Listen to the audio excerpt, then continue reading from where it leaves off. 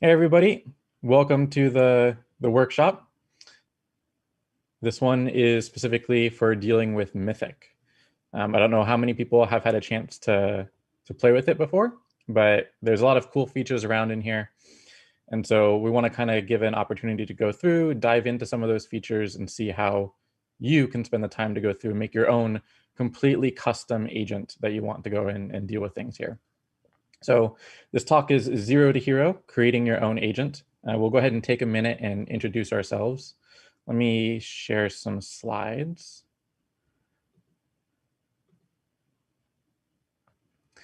Here we go. All right, so I am Cody Thomas. If you do the whole Twitter thing, It's a Feature on Twitter. I created the Mythic framework, so if you guys have any questions at all on what's going on, by all means, please ask in the chat. I'll try and address anything that's on your mind. I've been doing a lot of macOS research and operations, primarily through my work. So Mythic in and of itself kind of evolved out of that. I tend to do a lot of macOS stuff. I've spoken at some conferences, done some things. I know a couple of you are probably in the new Mac class that we just had the past couple of days, and you'll realize I have a love-hate relationship with JavaScript for automation. Mostly hate, but sometimes love. Hey, I'm Josiah Massari. I go by Air024 or Air0, depending on Twitter, Slack, where you're at. I'm also an operator here at SpecDrops, focused on our adversary simulation team, doing red teaming, all that fun stuff. Every once in a while, I try to do some development work, primarily in C# and a bit more of Swift lately, going towards the macOS side. I've made a few agents for the Mythic framework, most notably the Atlas agent. It was the first Windows-based agent written in C#. I've also helped Richie Cyrus with his Venator project, converted that over to Swift for helping with threat hunting on macOS systems. Come from the Air Force, I was kind of just a help desk guy, so nothing fancy, but I got out and now I do penetration testing and whatnot. So typical InfoSec career.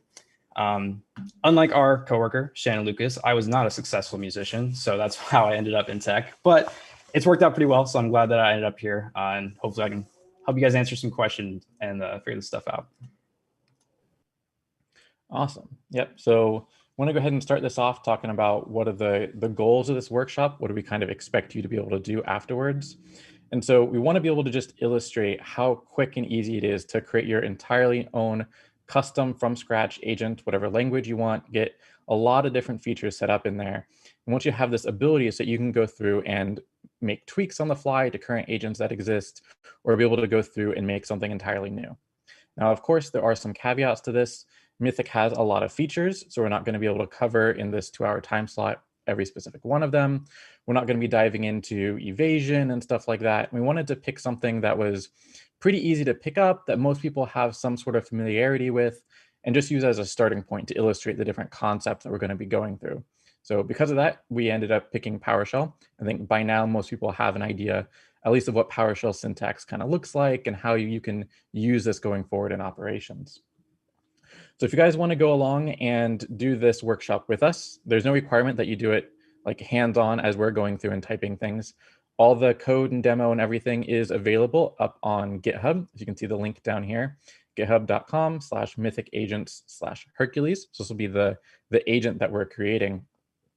But all you'll need to kind of get everything set up and test out is a Mythic instance on Ubuntu 18.04 or above. So have access to that and get that stood up.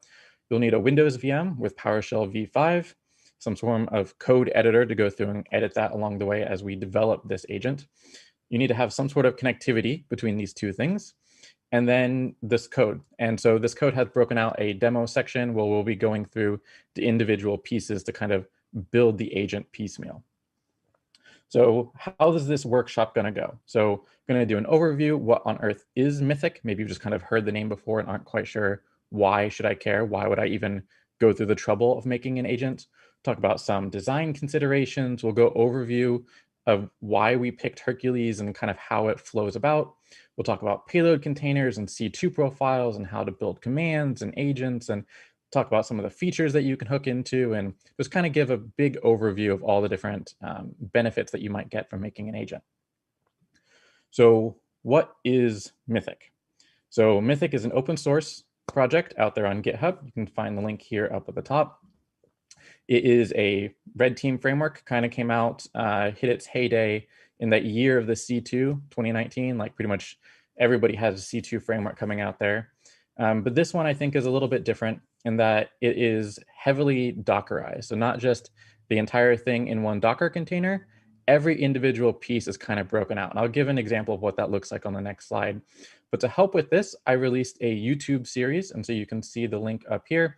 It's a short playlist of, I think, 12 videos now that just kind of go through step by step of how does it look to install an Mythic overall? What are the different configuration things you can set? How do you create agents? How do you deal with operators? How do you issue tasking? All this sort of stuff. So it's short little videos. I don't think any of them go longer than maybe 10 minutes, just illustrating these different components.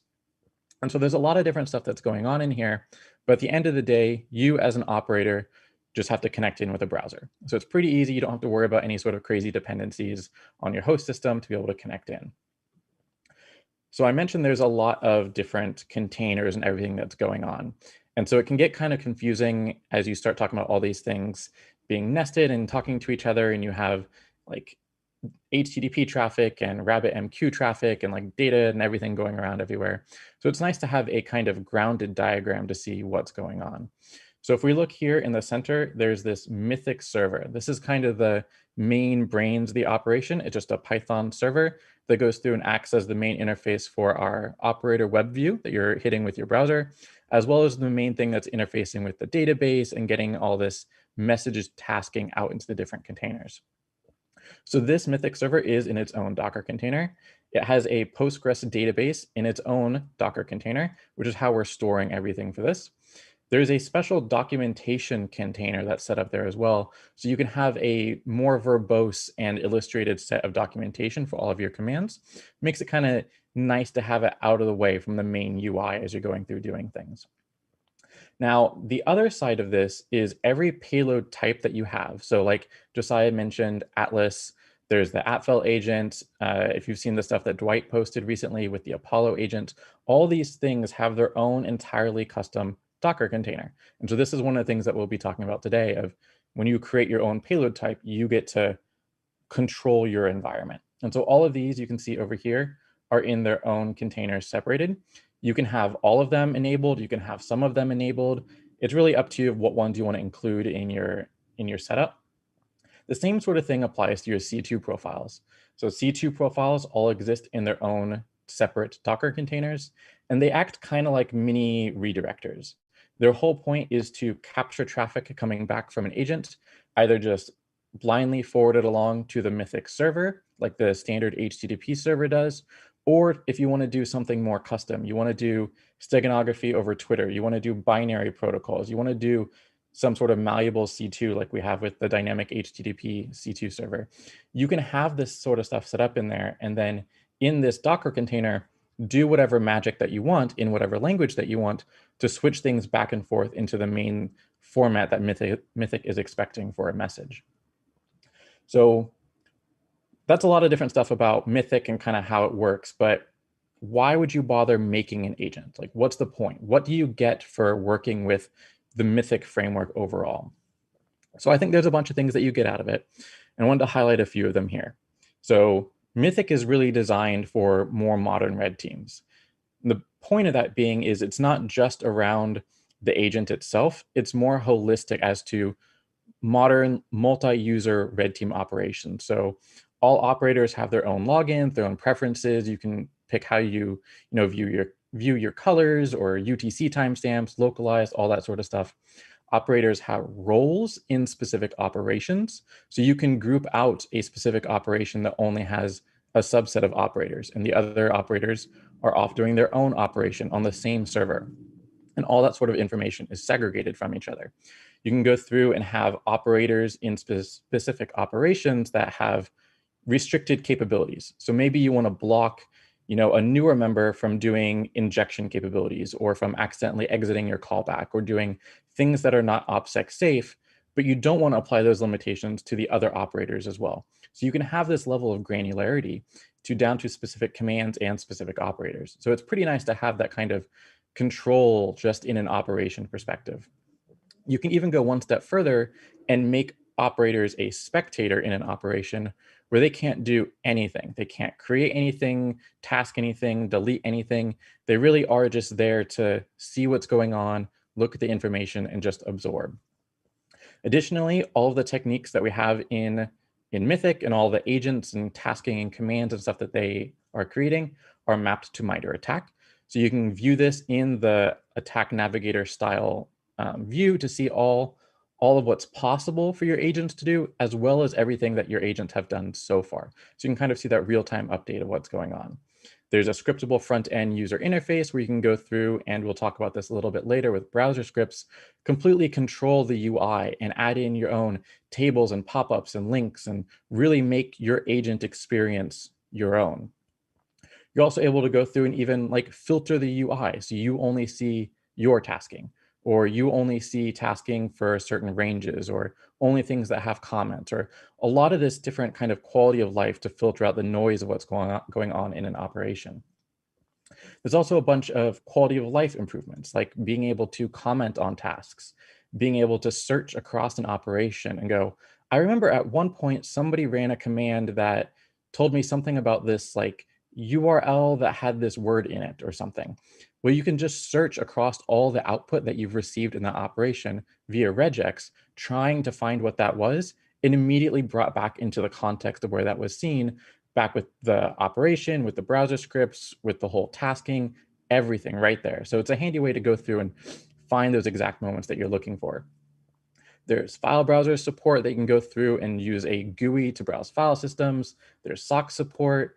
You can go through and have unified viewings for things like file browser data and process listings. So it doesn't just live in your specific view of the world. It's shared across all of your operators, and you can search through it. There's an eventing system where you can chat with different operators or raise warnings like, hey, this is a thing that might get us caught. We need to be cognizant of this.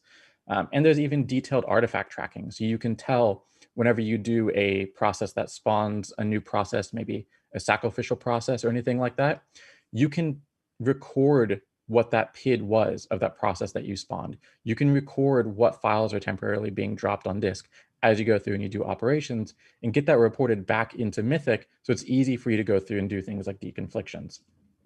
So that's just some of the highlights of things that I think that make Mythic a great framework for you to spend some time in as you go through making some new agents or making tweaks to the current agents. Now, as we go through and we start looking at this, what is kind of required whenever we start talking about an agent, like a payload type? What is this kind of boiled down to? So there's just a couple of pieces. So there's a payload container.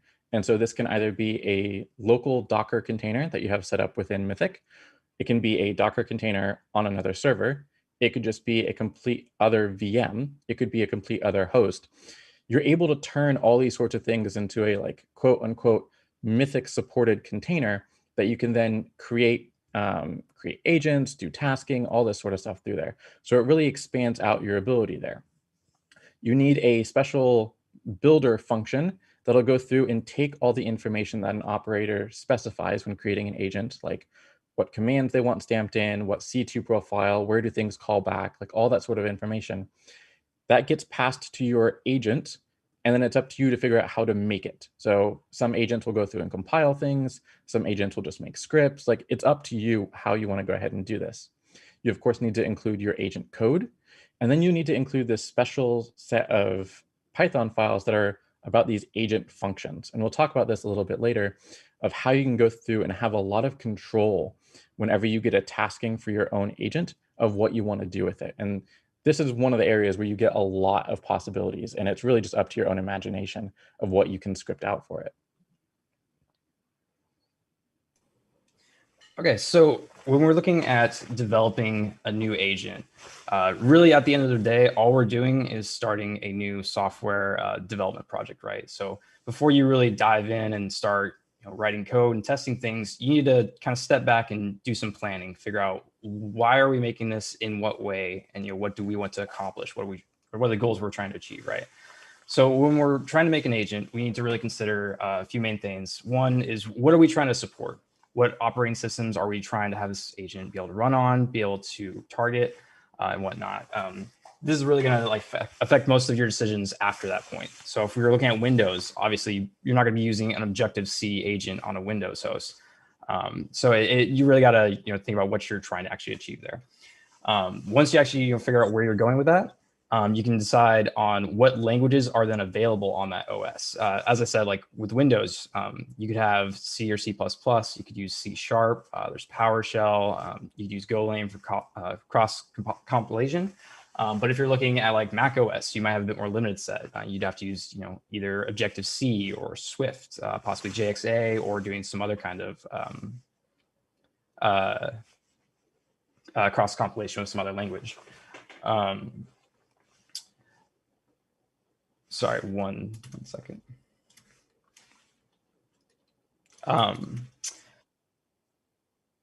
No, he's fine.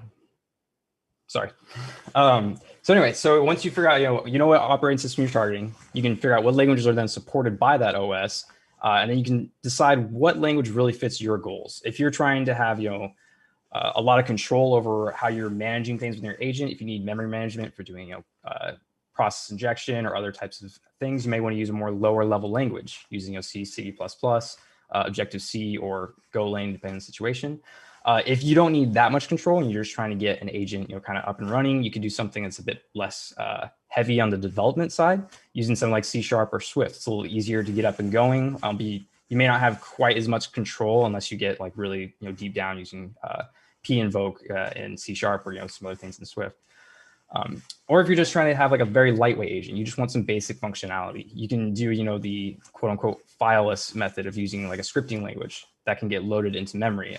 Particularly the way Cody uses JXA on Mac OS, it's in a way it's fileless if you're doing like download cradles for that, right? So we are going to use PowerShell in the same way. We're just going to have a very light, very easy to use language that we can do quick development in, just to really get things up and running. So another thing to consider, depending on what language you decide to create the agent in, does that language require compilation? And I think it actually says complication, so my bad, that's a typo.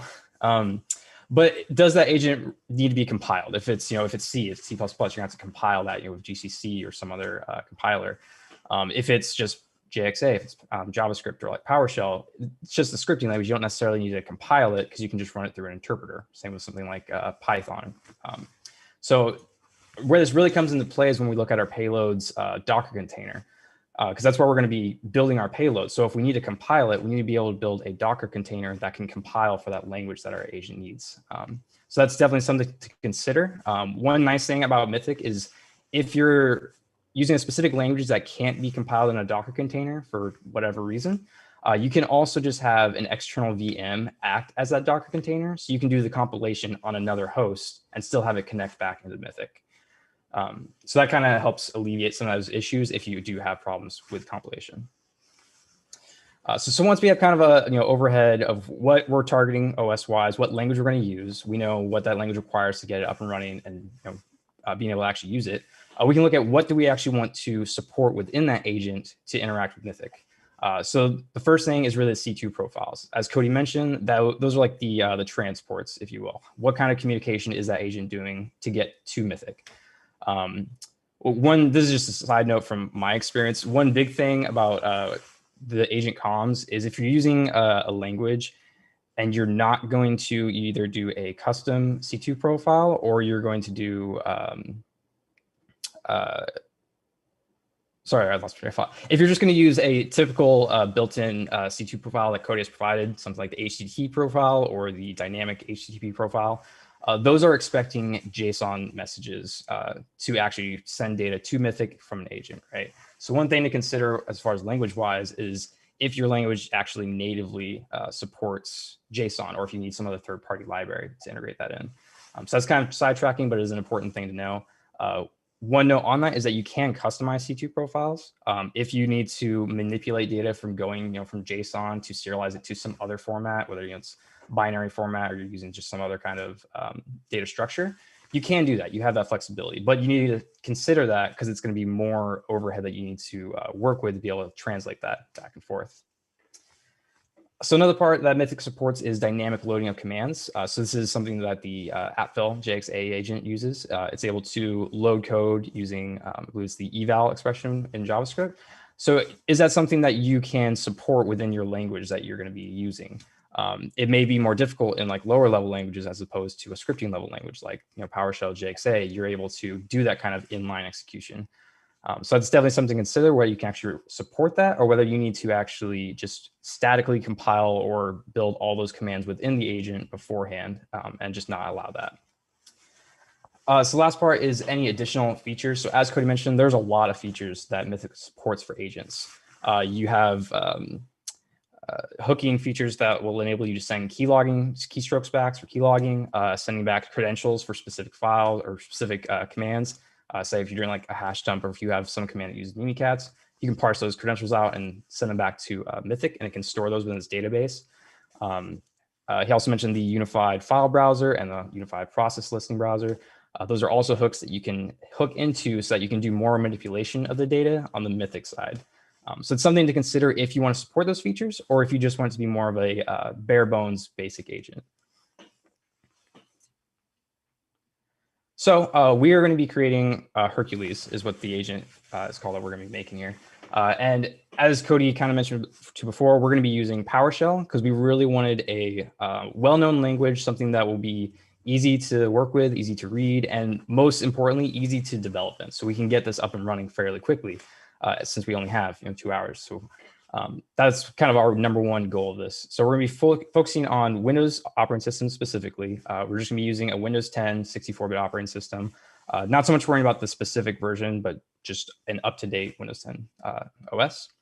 We're going to be using PowerShell version 5, so we're not going to have to worry about any compatibility features back to version 2 or any other earlier PowerShell versions.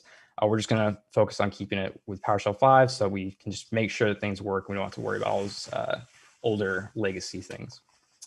So as far as operational needs, we just wanted a lightweight, easy to modify agent, right? PowerShell, it's really quick to modify and change it on the fly. So that was kind of our goal there. We want to be able to execute PowerShell commands since it's in PowerShell. I mean, that kind of makes sense. That's really our ultimate goal is we want to just be able to run PowerShell commands on a host. And we also want the capability to be able to dynamically load new commands so we can extend the capability further down the road. So with it being PowerShell, we don't need to compile the code, right? Because it's going to be run through PowerShell. It's going to be through an interpreter. So that makes it more easy to integrate into Mythic because we don't have to spend time creating a Docker container that can compile whatever code that we need. Since we're really only going to be having a flat file and replacing specific strings and content within that file, it makes it easier to build the agent. So that's easier on us. We're also going to focus on the HTTP profile specifically for agent comms. Just because it's sort of the default profile, if you will, for Mythic. It's just standard HTTP GET POST requests.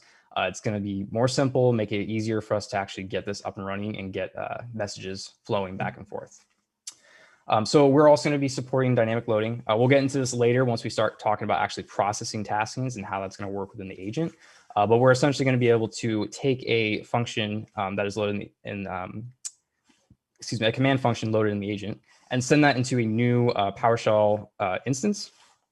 So we can then execute a command within that function asynchronously without having to block the rest of our agent loop running. So it allows us to essentially have multi-threading going so we can have long-running jobs in the background. It's easier to track what jobs are happening within an agent. And it also just makes it easier to have a more uniform execution method, if you will, so that we can make all the commands similar and we don't have to have special loading or special things for each command. We can just have a simple one load function and we just send the command code for any of the commands to it and we'll get the same result either way. So as far as hooking features go, because of time constraints, we're not going to focus heavily on this. We are going to do somewhat hooking because the actual getting tasks and posting responses and whatnot, those are technically hooking features within Mythic. So we'll kind of explain how those work and how that overall process works in Mythic. But we really just don't have time to focus on file browser, look at socks proxy or anything like that. But those are things that you can look at later if you wanted to do deving on your own time.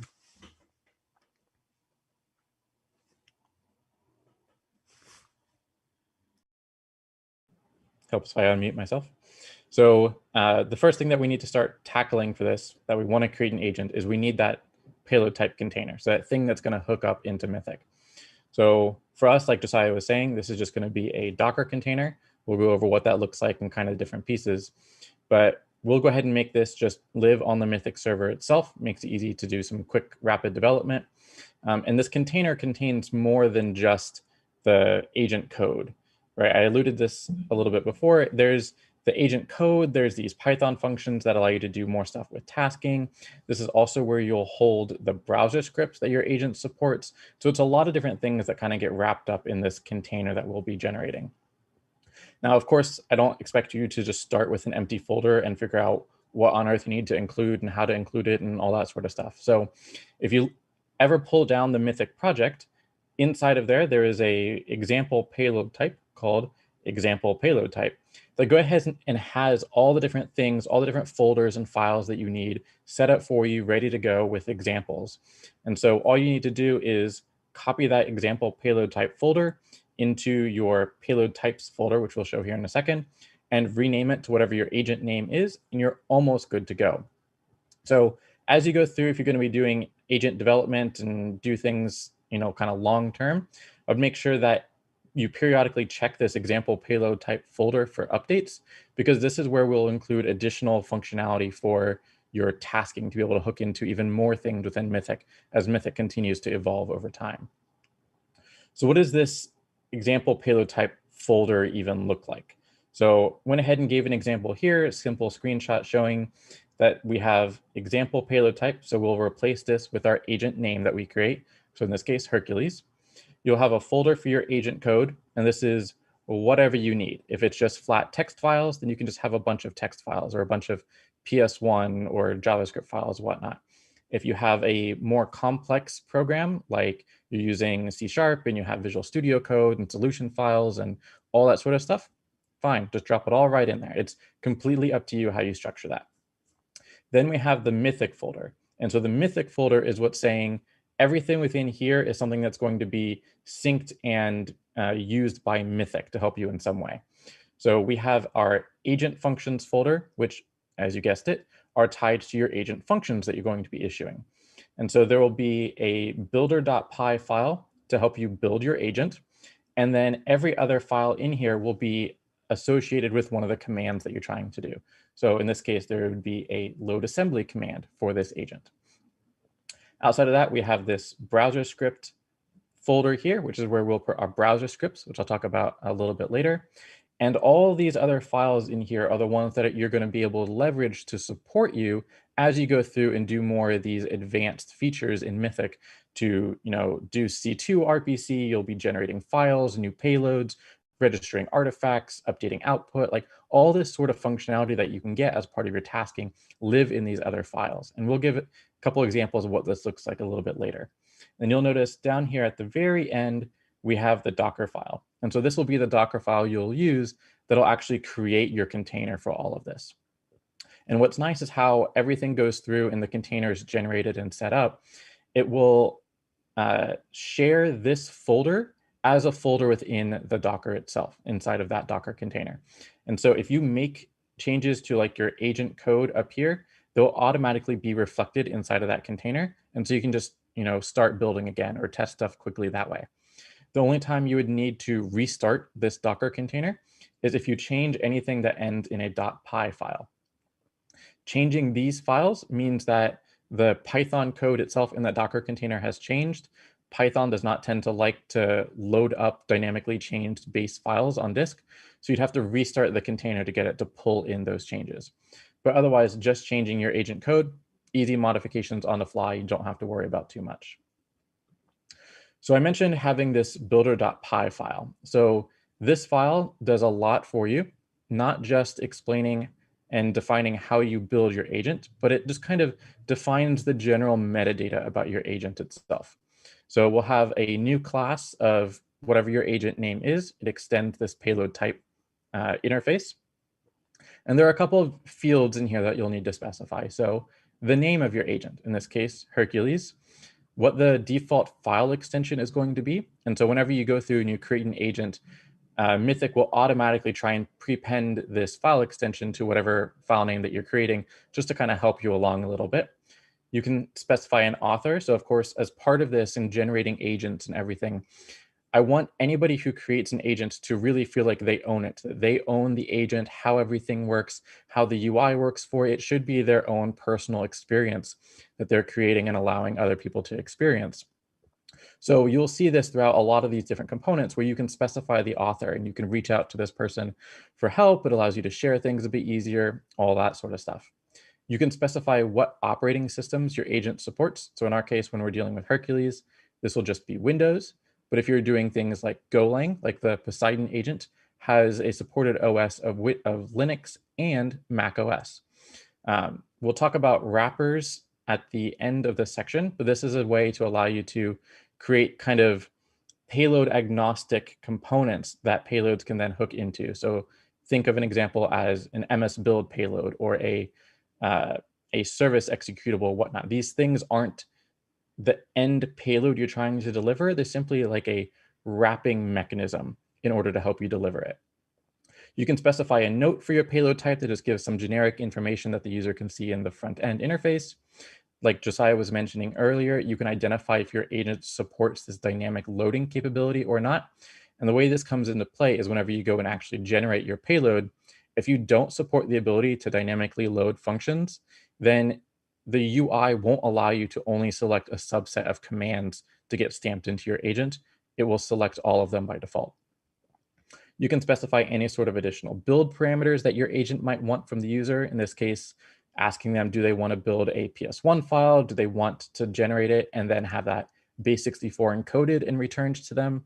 If you're doing more complicated things like compilation, this can come into play where, do you want to generate an exe? Do you want to generate a DLL? Do you want to generate raw shellcode? Or these sorts of parameters you can generate and give up to the user that you could then use to help in your payload generation. The last thing down here is specifying if there are any C2 profiles you support. So of course, if your agent is going to be used to speak to a C2 profile, you have to tell Mythic that, hey, I speak this language. I speak, in this case, HTTP. And so you specify this here. If you speak multiple ones, then you'll just continue along in this array.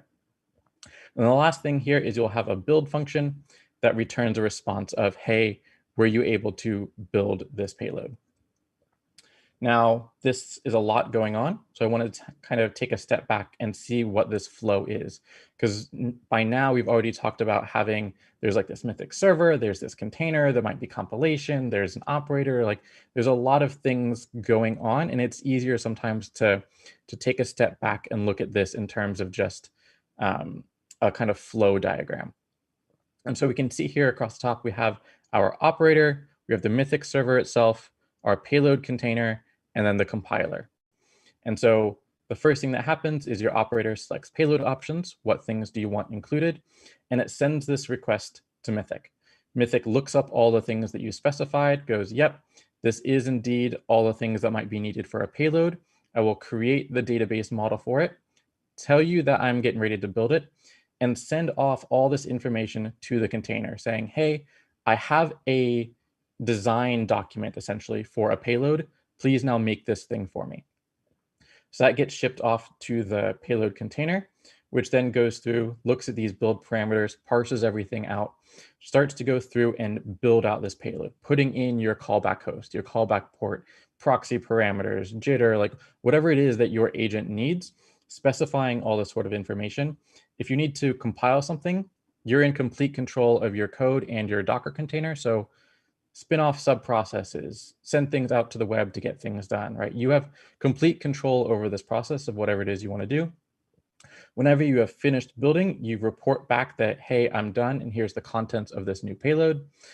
Mythic updates that and gives a notification to the user saying, hey, congratulations, your agent has finished building. Here's the result. So I'll go ahead and take a moment, and Josiah will kind of go through a demo of showing how this all actually looks with the Hercules agent. Let me stop sharing.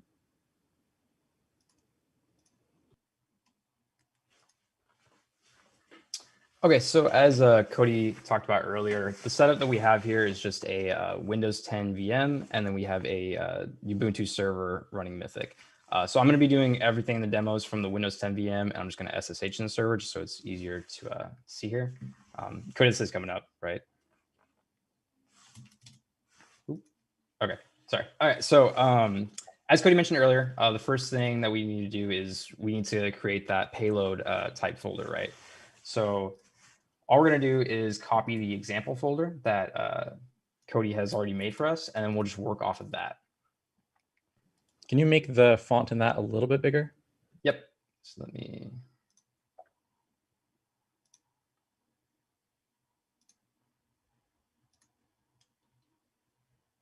That's still not big enough. I think that might be fine. If we'll see if somebody mentions it in the chat. Okay. And most of the stuff isn't going to be done through this command line, so hopefully it works. It looks a little better later. So anyway, all we're going to be doing is copying the example payload folder that Cody has within Mythic. And we're just going to call that Hercules so that we have a fresh new folder to work with. We're going to go ahead and remove some of the default files there just because we don't need them. And we're going to replace these with things as we go along, but just to keep things nice and clean. So now we just have a blank folder. We don't have any of our stuff in it. First thing we want to do is go ahead and start that. Oh, sorry. This is a special kind of thing just because we already have the agent and I don't want to do this later. We're going to go ahead and add our icon into the agent just so we have it there, so we don't have to worry about this later. Obviously, if you're deving an agent, that's not going to be there per se. So you don't have to really worry about it too much. Hey, Josiah, we had a request to increase the text size a little bit more still. Okay, I'll do that in just 1 second. Oop. Oh, Cody, I might have messed something up. All right, I'll...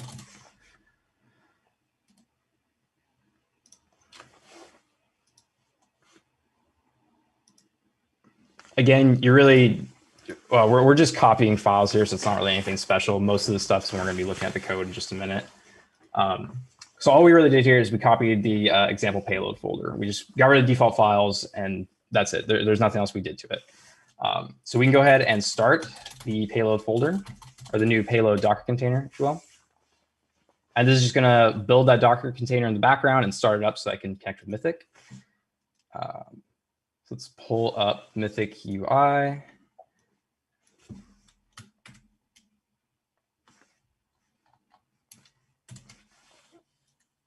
Okay, so here we're going to be doing most of the stuff either in this or through visual code from here on.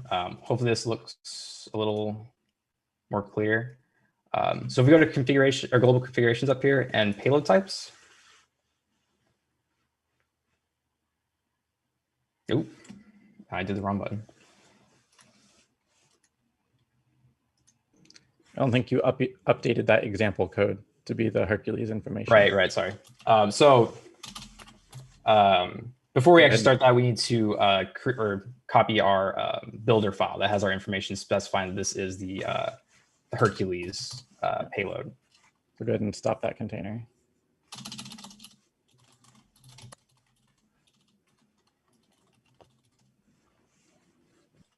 This is the fun part of live demos, is I always forget one thing.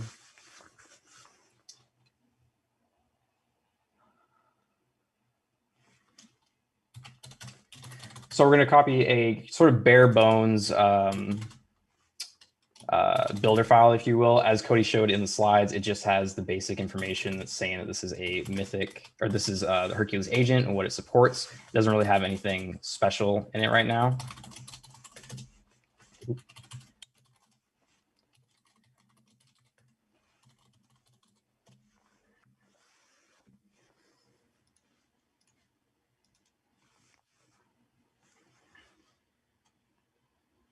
Okay, so sorry about that. So we have our Hercules agent down here. and it's actually loaded within the UI. I can real quick look at the builder file that we put in there. As I mentioned from when Cody was going over the slides, all it has is this basic information about what we want the payload to support and what the name is and whatnot. We're not doing anything with the actual build yet. We're not doing anything special with it. We're just loading it into the actual UI. So it's registered within Mythic. So now that we have the actual payload here, what we're going to do is we're going to go ahead and create a new payload just to show that it's registered and we can have it there.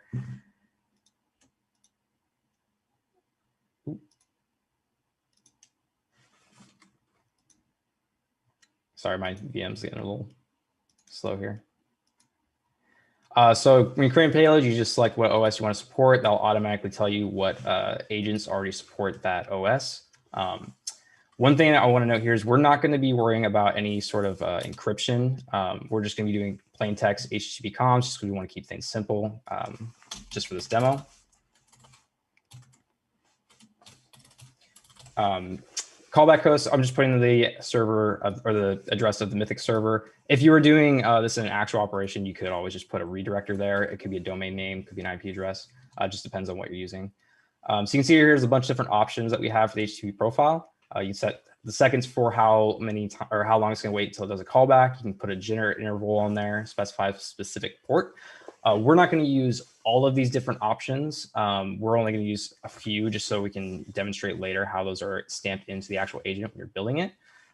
For right now, I'm just doing this just for me remembering it, but these aren't actually going to be stamped to the agent because we're going to be doing all the code on or all the coding on the Windows host. But once you actually fill in that information for the agent, you can just select the agent you want to build. For us, we're just going to leave it as all default right now. And we don't have any commands loaded right now, so this is going to be a very, it's not going to have anything associated with the specific callback. So once we actually create the payload, the main thing I want to show here is that we have the payload registered with Mythic so that we can get a specific UUID that we're going to use for our deving process. So I just clicked manage payloads. That can also be gotten to from operational views, create payloads. This is just a list of payloads that we have created. If we go to payload actions here in config, we can see the entire agent config that we have loaded. So this is good if you ever have issues as far as things not loading right or getting stamped agents. This is where you can go to just verify configs. So this UUID is what we're going to use in further demos and how we're going to actually add things in and start interacting with Mythic. But I really just want to give you a quick overview of how we can actually get this loaded up. And now we have an agent, we can create payloads, and then we can start deving from there.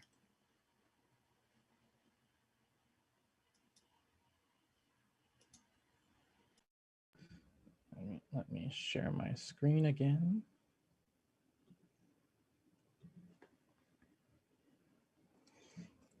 Yeah, so what you just saw Josiah kind of go through is we copied that example payload type folder and renamed it to Hercules.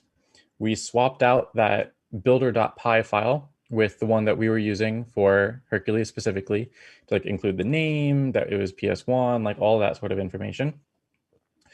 Whenever you're ready to do that, you run the helper script of /start payload types, and you can specify the name of the payload type that you're interested in. And that'll go through and only start that specific payload types. We didn't care about the other containers or agents that we're running within Mythic currently. We just want to tweak the Hercules one. So you can specify just that one. It'll go through, it'll build the image, start the container, and you can see all of that kind of output showing there, showing it was successfully started. If one is currently running and you do the /start payload types on it, it will first stop it, then rebuild, and then start it up again. Then we went ahead, once that occurred, the container itself automatically syncs with Mythic. And so that's how you're able to see that data get pulled into the UI. The container initially does a heartbeat every 30 seconds. And so whenever Josiah was looking at the individual payload types on that payload types page, you could see the little green or red circles there. The red circle means that that payload type hasn't checked in over 30 seconds. If it's green, that means it's checked in within the last 30 seconds. So this gives you some idea as to your container health state in case something goes wrong and gets killed or whatnot. You can have an idea there.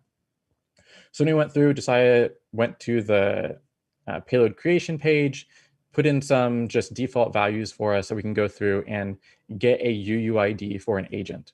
And so the reason that's important is as we go through and we do more things within Mythic, everything gets tracked back somewhere. And so what we need in our agent code is this agent UUID. Normally, as you go through and you actually do the creation, that gets stamped in, but we need this here so that we can input it ourselves manually in our test code and essentially hook back into Mythic. So Mythic will know, oh, I know about this agent. I can look up its information. If we had the encryption key in there, whenever we created it, it would be able to look up that encryption information, try and decrypt, all that sort of information right there for us. So Mythic go ahead and uses a bunch of different C2 profiles. Agents will go ahead and use these to communicate back to Mythic, right? Kind of makes sense. It's pretty self-explanatory there. And so these profiles dictate the manner in which messages are sent and received. And so the default HTTP profile just sends messages in one specific format. Dynamic HTTP uses a different format. You know, if you're doing WebSockets, that's again a different format. These different profiles allow you to be, you know, pretty dynamic in whatever it is that you want to use, so long as the profile itself eventually converts back into something that Mythic understands. And so we've had people go through and make a bunch of different kinds of transports. It's not too crazy. And again, because these live in their own Docker containers, you're welcome to write this in whatever language you want. Some of them are in Golang, some of them are in Python. Like it's up to you, whatever you are most comfortable with. And so whenever we're talking about what these messages look like on the wire, for the default profile, they tend to have this specific structure. So it is a UUID and then a base 64 of a blob of data. If we're not doing encryption, then this is just the base 64 of a JSON blob. If this is encrypted, then we'll have the base 64 encoding of, you know, an IV, your encrypted message, a keyed HMAC, like all this sort of crypto information that we'd normally be expecting. And so you can see here, Mythic is expecting this UUID to be able to pull off and determine, oh, this is something I know about. It's doing that processing, looking up. And that's also how it determines how to treat the rest of this blob. Is this blob a JSON blob? Is it some encrypted blob that I then need to look up the key for? All that sort of information.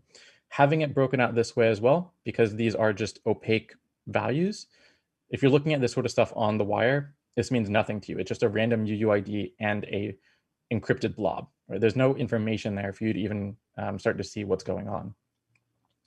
So as we go through and we start looking at sending and receiving messages in Mythic, these tend to be JSON blobs. They tend to have very specific patterns, and you can start hooking information and seeing what's going on in there.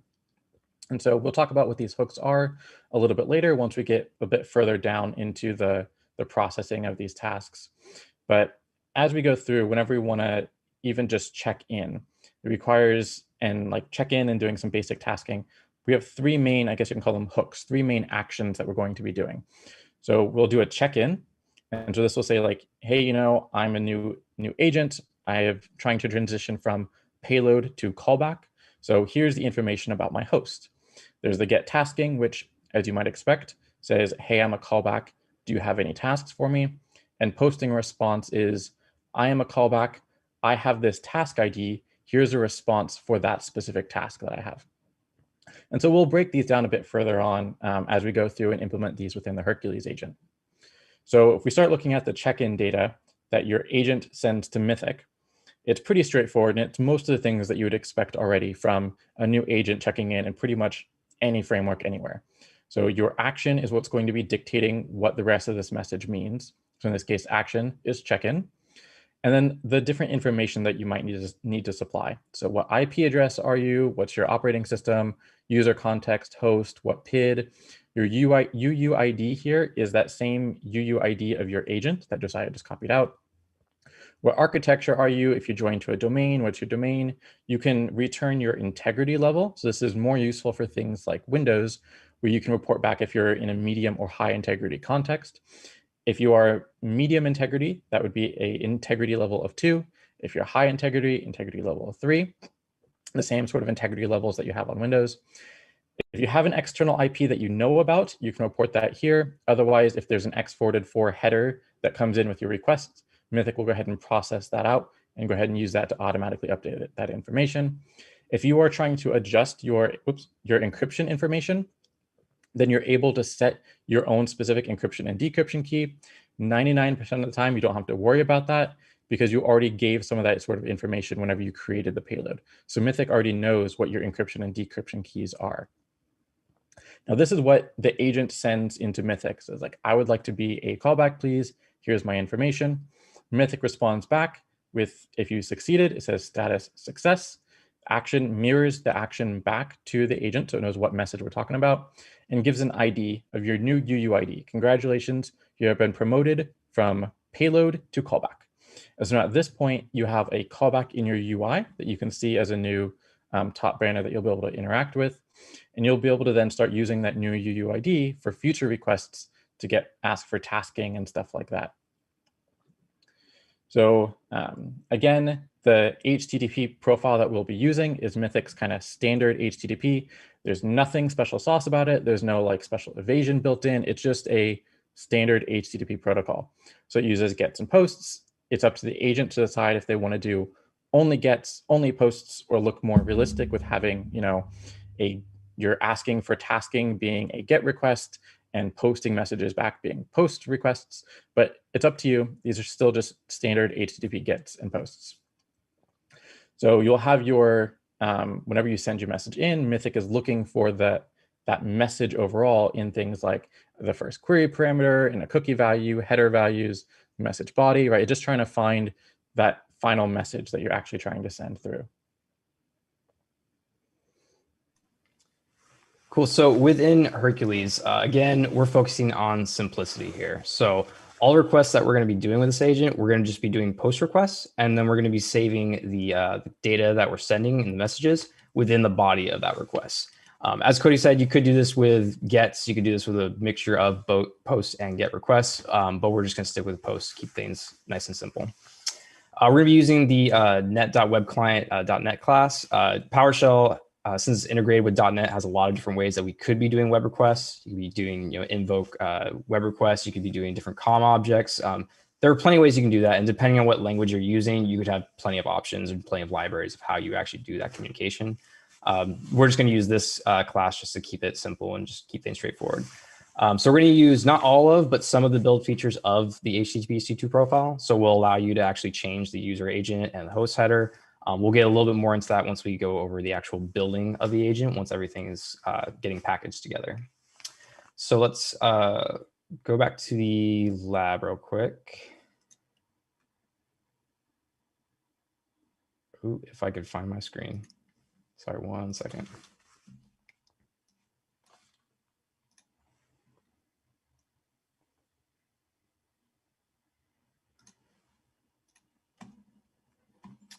Okay. So what we're looking at here is we're essentially just going to have this one PowerShell file, and we're just going to be adding functions to this and building off of this to make our agent throughout the workshop. So as I mentioned earlier, or as we talked about before, we have that payload UUID. Once we actually create a payload, we're essentially going to use that to just put it into this file. And as we go through each step, we're just going to grab information from responses from Mythic and just put them in here so we can manually test things as we're going along developing the agent. So the first thing we have in this agent is we're going to make a custom PowerShell object, and we're going to use this as a way to track our configuration of the agent. So that way we can, track what the sleep is. We can see what the actual UUID is and when we need to use that. We'll have our server, our port, the URI we're using. It's just kind of an easy way for us to reference all these different variables throughout the agent and depending on which functions we're using. So like Cody said, we're going to start with the, before we get to that, with the HTTP profile, we're just going to be doing post requests, as I mentioned. So we're going to make this, sorry, I went a little bit too far down. We're going to make a generic kind of post request function where we just give it data and it's just going to do that post request to Mythic under the hood for us. So it's going to grab the user agent, host header, and then the server and URI information directly from the agent config. So we don't have to specify that every time we're trying to send data back in other functions. It's kind of just an easier way to be able to make the agent more usable throughout the development. So that way we're not having to put a bunch of stuff in every single function we're making. As Cody was talking about with the check-in, we need to send a host or a list of data to Mythic so it can register that agent so it knows who it's talking to. So all we're doing here is we're essentially making another PowerShell, custom PowerShell object so that we can collect the data we needed.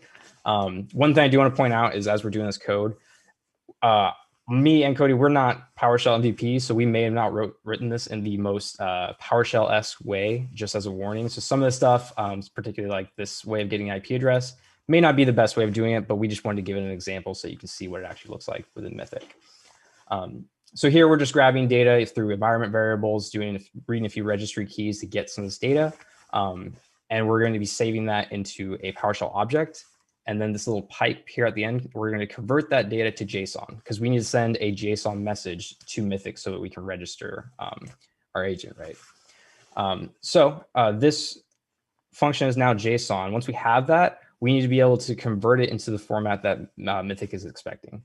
So as we talked about with the format of the messages where it has the agent or the callback or payload UUID followed by the base64 data, or followed by the the message that we're trying to send to it.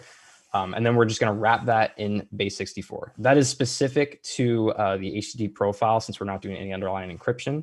But if you were to do either the AES encryption method or one of the key exchange methods, typically you want to have this broken out into a different function handling all that encryption just so it's easier. Since all we're doing is essentially concatenating our data and our user and our agent UUID, as you can see here at the end, and then base64ing it, we don't really need to have that separated because it's a fairly simple function. So once we're able to actually get that data encoded and we have it ready to send off, we can just do our generic post request, give it that data, and have it send to the Mythic server. We'll get a response from Mythic to tell us whether the agent was actually successfully registered or not. So we just need to decode that data. The same process, just in reverse. We're just going to take that message and we're going to base64 decode it. And then we're going to remove the first 36 characters, which would be the agent UUID, so that we can just get the actual message from Mythic. So we can convert that from JSON and then we can start parsing that accordingly.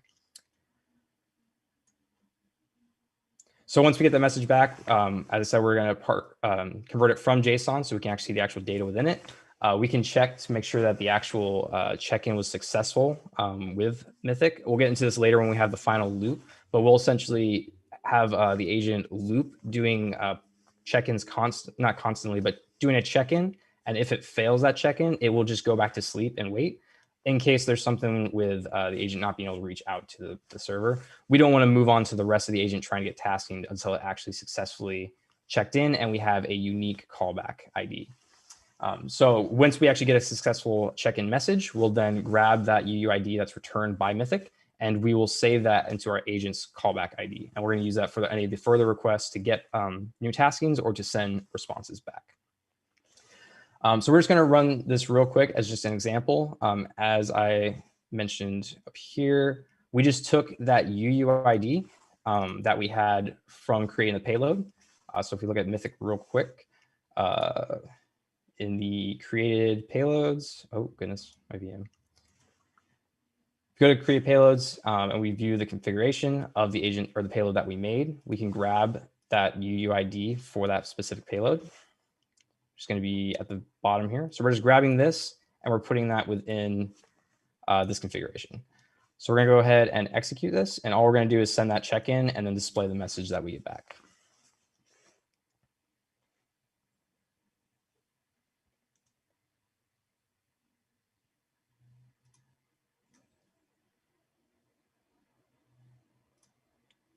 Okay, let me give this a little bigger so it's easier to see. So up here, sorry, my VM's a little slow.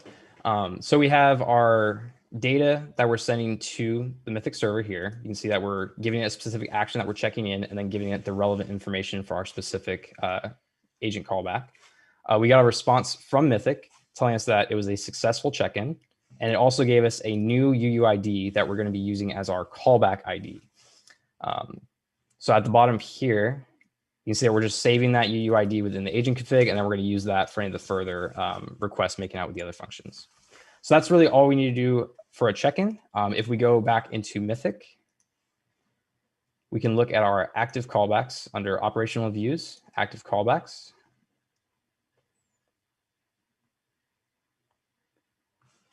And we can see that we actually have a callback registered within here. So now we have successfully checked in, but that's all our agent can do at this point, right? That's where we're at. So we'll move on to the next step where we get a bit more about getting tasks and then posting responses back. Let me stop sharing this. Let me share my screen.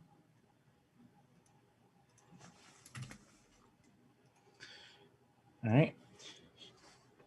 Yep. So we went ahead and saw Josiah went through, just did an example of what we were just talking about before, went through, sent in, connected up to Mythic using that UUID that we generated, sent in the check-in data, and got back a callback ID. You can see it already pop up in the UI that the check-in was successful, everything went just fine, and he now has an ID to use for future requests. So now what? So now you have an agent, you're going to have to task it. So agent specify whenever you check in how many tasks you want. So this is kind of a design point for your agent, whether you want to only take the latest tasking. Do you want to take the last 5 tasking? Like how many taskings do you want to pull at a time as you fetch stuff from the Mythic server? So you're able to specify this from your agent and say, you know, I want, just give me everything. I'll process it properly in the right order. Just give it all to me now. Additionally, Mythic has this idea of a delegate message. So if you get to the point where you start looking at peer-to-peer protocols and doing linking and all of that information, you can pass along other messages back and forth between Mythic and these agents in another just JSON field called delegates that allow you to go through and have that exact same structure with the UUID, encoded blob and everything, and just kind of shuttle it along, passively just send it through. Now, whenever you ask for tasking, you'll get back of course, JSON with a list of tasks. So it'll always be a list, even if it's just one, or an empty list if there are no taskings for you.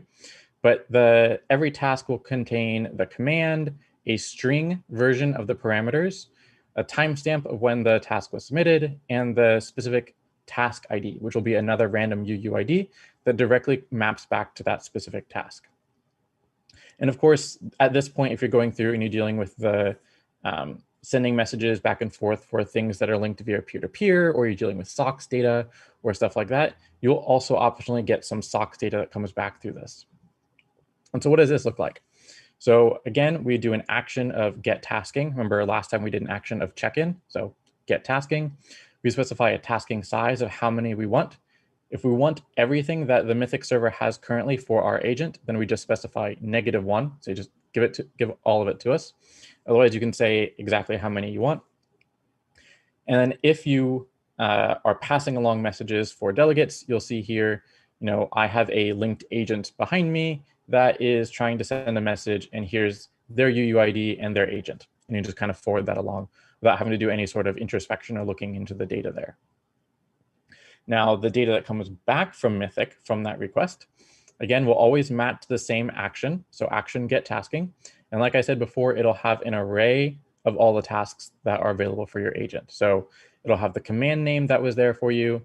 Parameters will always be a string. So even if you're going through and sending in dictionaries, so like a JSON blob of configuration information, that will be converted into a JSON string for your agent. And then your agent would have to know that it's expecting a JSON value to then parse that out and then deal with that data itself. Having it always be a string allows us to have some very static parameter types for more like strict parameter type checking languages. So they can know that they can always just expect a string and then interpret it however they want. And then of course, like we had before, if you're shuttling these peer-to-peer messages, kind of like behind the scenes, you'll have these come through and just get shuttled across in all these messages as well. Again, if you're not doing any of this peer-to-peer stuff, then you can ignore all this. You won't get these delegate messages. You can just kind of pretend that they don't exist.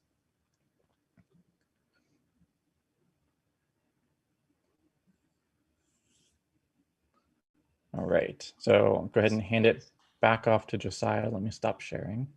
Give me 1 second. My VM's not cooperating.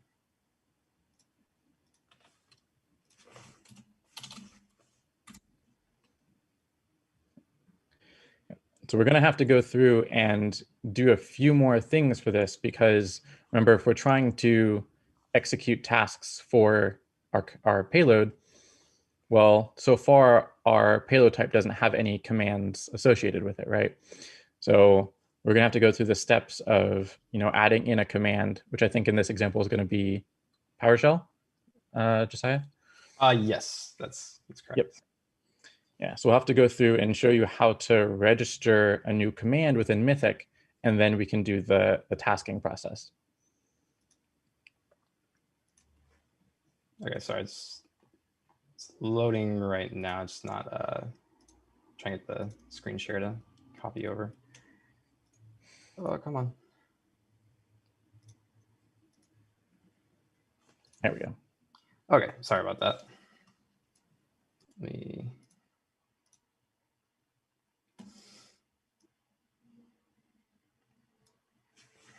Okay, so on our Mythic server, so like Cody said, we don't have any commands, right? We just have a base agent that can check in. So what we need to do is we need to actually give that payload type a command so that we can start testing getting new taskings. So what we're going to do is we're going to copy just a blanket command. We're going to go more in depth on commands once we get past the communication part of this, but I just want to get this in here so that we can just give it a generic task and we can start manipulating that data on the host. So we're just going to copy this PowerShell file into the Hercules payload container. And then we're going to restart the payload container.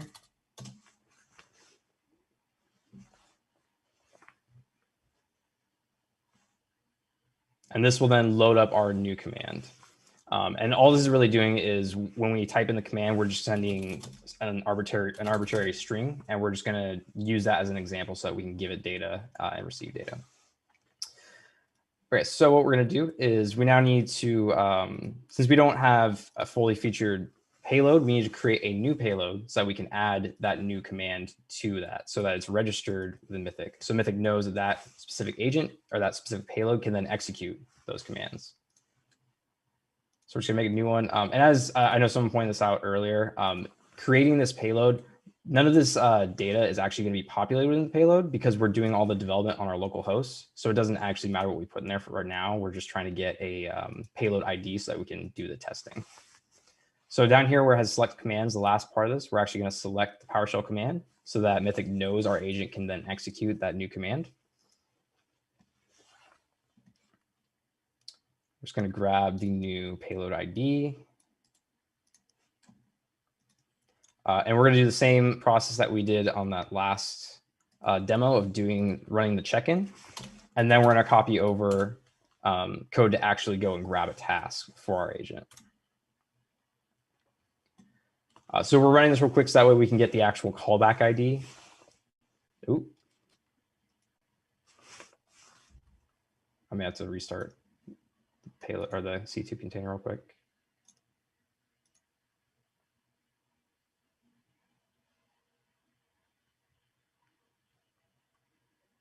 I'm just going to restart this real quick just to make sure. I might have messed something up in the code, but we'll look at that in a sec. When you are troubleshooting, if you're getting agents from the message to Mythic and something's happening in the middle and you're not sure what, you can come to this page and you can actually view the standard out of a profile. So if you're using the HTTP profile and you want to see if messages are getting to the profile, but they're not actually being sent to Mythic, or if they're not being registered correctly in Mythic, this is a way if you want to see the raw messages coming through. There's also a dashboard where you can see issues that Mythic couldn't process specific messages. But we'll see if we can show that later on.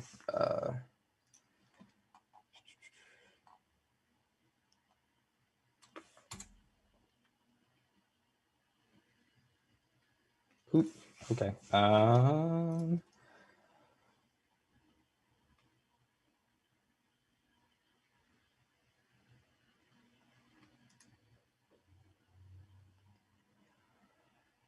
Cody,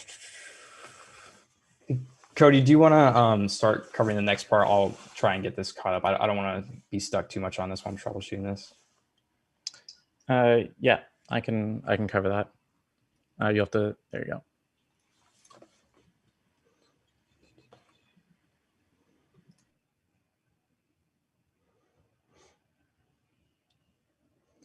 Yeah, so the stuff that Josiah was covering, pretty much like the thing we had to add in there is Mythic tracks whenever you generate payloads, all the different commands that are stamped in there. And so it knows from that initial payload that we created, remember whenever you went to go through and create it, there was nothing there to select. So whenever he would go through and try and interact with the callback and issue a tasking, there'd be no options that would pop up because the agent has no command. So what on earth would you issue? That's the same reason why, as Josiah was going through and creating the payloads, that there'd be a little pop-up that you'd have to accept every time, because we don't actually have a command in there yet to exit the callback. And so it's giving him a little pop-up warning saying like, hey, by the way, you haven't selected a way to terminate your process. Are you sure you want to accept this risk and create something without a way to exit? And so because we're just doing a little demo thing, click accept the risk and move on. But Mythic will try and help you out with the different stuff that's going on in there and try and help you be a little more aware of kind of what's going on with how you're doing your tasking stuff. So as you go through and you issue tasking, you get back that style that we're showing before. So you'll get back this sort of information with a task ID associated with whatever task that you issued. Now, as you go through and you're doing this sort of stuff in Mythic, you can track in the UI kind of what stage things are in. So remember, as you go through and you issue tasking, your task will go to the container. You can do some special secret sauce if you want, and then it'll be ready for an agent to pick up. And so you can see that process as you go through, and I'll show it whenever Josiah gets the stuff up and going, that you can see it change from a status of like it's pre-processing, your container is doing something from it. It's submitted, which means that it's ready for an agent to pick it up. The moment you do this get tasking, it'll flip from submitted into processing to let you know that the agent has picked it up and is doing something with it. And then whenever we go over this next section and we start posting responses back, that's when you can indicate, yep, this is processed, we are done processing, there's an error, that sort of stuff. And so as we start looking into this, again, posting back responses is going to be again, a JSON format. So try and keep all these pretty similar. There are unique keys for everything that's going on, and try and keep it pretty intuitive as to where information would be going. So there are a lot of plug and play keys for hooking into different features within Mythic as part of this post response. And so you can do things like adding information that should be displayed out to the user. You can indicate whether the task is done, whether there's an error. You can use this to start uploading and downloading files. So as you go through with Mythic, instead of just shuttling the whole file down in your tasking, sometimes whenever you have big files, you want to actually chunk them. So maybe you're trying to download, and this happened, I think, to Josiah on an operation where you're having to download some massive database as part of your job, and maybe that database is like 9 gigs. Well, you don't want to just try and read 9 gigs of the database into memory and ship it off in one post request. So you want to start doing things like chunking it up, trying to tell Mythic, hey, I have a file I'm going to be transferring. It's going to take 80 chunks because it's so massive. And then we can track through Mythic as it's going through that process and know kind of where things are along the way. You can also use this to report back like key logging, artifacts, file listing. All this sort of stuff is hooking features that you can see it in specific sections of Mythic. Of course, if you don't want to hook into any of these features, you're welcome to just shove all this data right into the user output field, but then you kind of lose some of these nice features that we get with Mythic having this automatic breakout of all this data and being able to kind of track through it. So whenever we start doing this information to post responses back, you'll see that we have a action of post response. So like you might expect, we're posting a response back. We have an array of responses because you can give back in one message responses for a variety of tasks that are running. You don't have to just do one per task. And in each one of these, you're going to have the task ID that we're referencing to, like what task is this output for?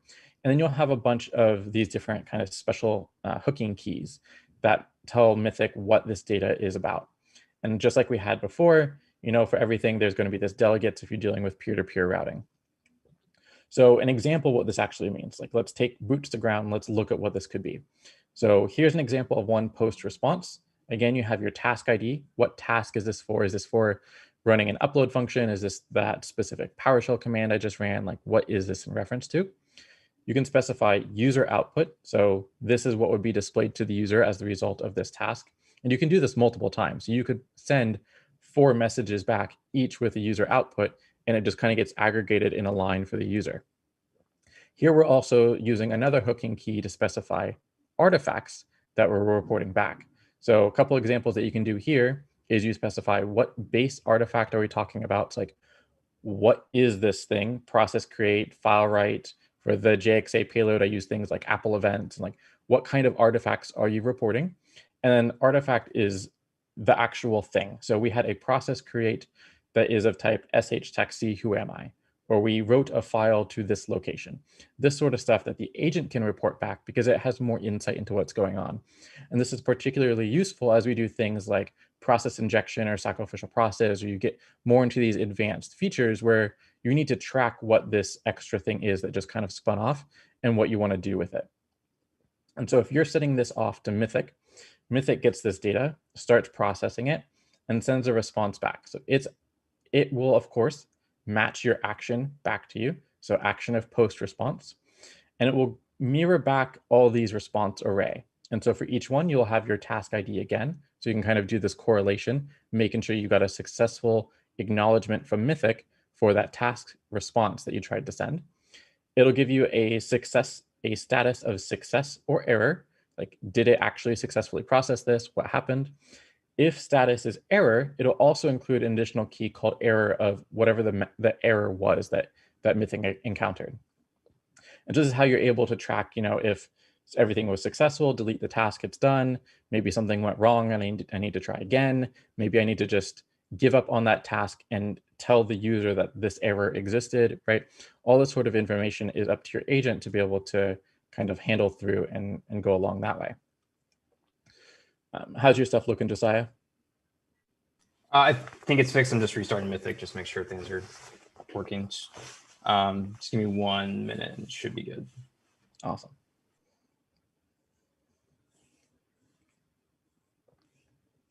Yep. And so all the files that Josiah is referencing and using that he keeps copying from these demo folders, they are on GitHub already. And we'll go ahead and include these slides and everything too on there as part of the README after this workshop is done here in a little bit.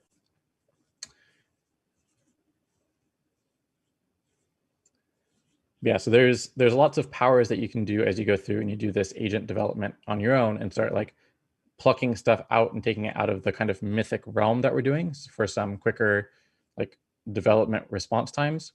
But then you also have to make sure that you're like pulling all the right pieces and doing everything properly.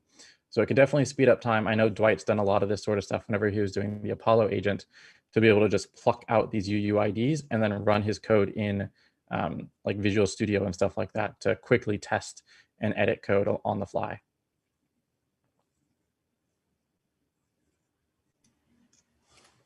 I'm just starting up the C2 server just to make sure it's good to go. What was the issue? I think I had accidentally appended some data to a file by accident, so Mythic didn't know what it was. To the PowerShell file. It was something on the Mythic side. It was I did a typo, so it should be good now. Just let me test it just to make sure we're good. Oh, where am I? Where's my window? Sorry, I have way too many windows and things up right now. All good.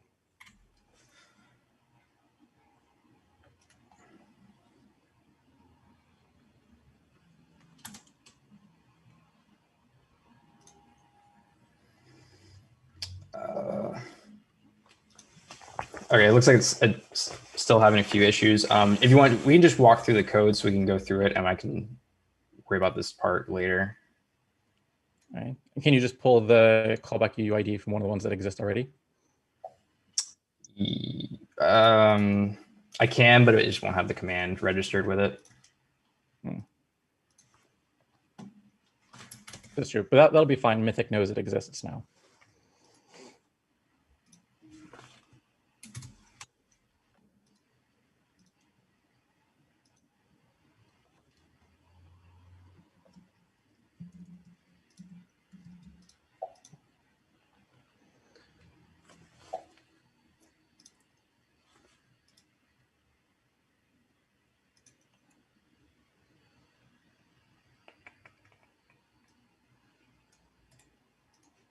Sorry, I just try to make sure this actually works before I start showing everybody.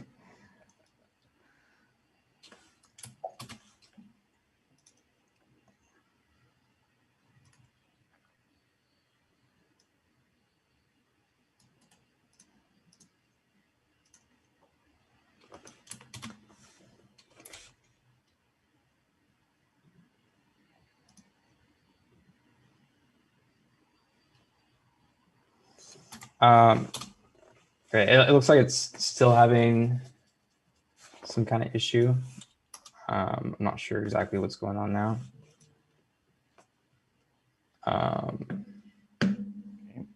Well, let's see. In the meantime, I can show, let me share my screen.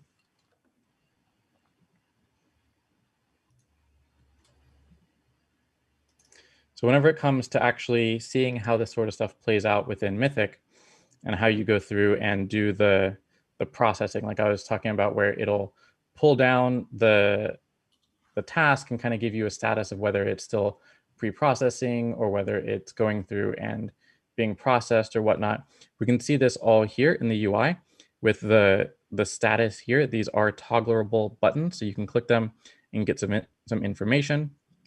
And so what we can do is, as you go through and start issuing tasks, this is the part I was talking about where it will try and tab complete the things that are loaded for you. So like Josiah was mentioning before, that initial agent we created doesn't have any commands loaded into it, so nothing would autocomplete. We do have some loaded in here, so we can see things like if I start typing, just type a P and everything with the letter P shows in, O, W, like this sort of stuff will just pop out for us. And then we can see as we go through and we do this and say maybe like, who am I? You can see it's now in a submitted status. It is on the server waiting for an agent to pick it up. We'll wait for our agent to check back in. Now it's in processing status, which means that the agent has successfully pulled it down and is trying to do something with it. And whenever it checks back in again, you can see now it's switched into this completed status, and we can get the output that's here. And so an agent doesn't have to report back completed on the first instance of the data it sends back. It can just send data over and over again. And if that's the case, they won't set this to be completed. It'll switch to a blue processed, and that it's still getting data. So an agent has processed it and started streaming back results, but it won't actually switch into this completed state until it's done with its completion. So that's how it's going through and submitting this data back through here. And this is an example. This is the Hercules agent that's in that GitHub repo right now. If you just use Mythic and the install script, and I'll talk about at the end of the slides, it'll go ahead and pull it in with the completed agent instead of the individual pieces broken out that Josiah is going through for the demos. And so you can see in there all those different pieces kind of play out and where the different information is as we post responses back for it. Similarly, one of the things that we can do is with things like the load command is we can report back that new things are loaded within the agent. So now I have the PS command loaded in, but let me go ahead and kill this agent and kick off a new one.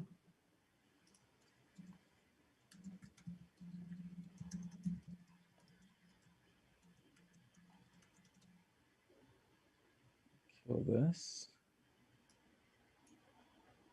And so I'm just running this in a Windows VM off on the side. So I just kicked off a new agent. And so in here, there is no PS, right? There's set sleep PowerShell import script. PS doesn't exist. It's not a command in the agent. But if I do load command for PS, What this is doing is it's hooking in some of these features and reporting back, hey, I got this command PS, I have successfully loaded it up into the agent, and now I want to report back that this is a new thing that exists in the callback itself. So while the command didn't exist in the payload, and so every time that payload kicks off and generates a new callback, that command won't be tab completable. But now that we've loaded up in this specific callback, we can do P, and now you see PS is here. So now we can do PS and see the output of running PS through this instance.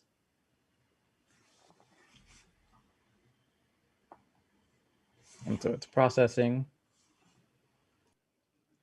And now we have our data back from it.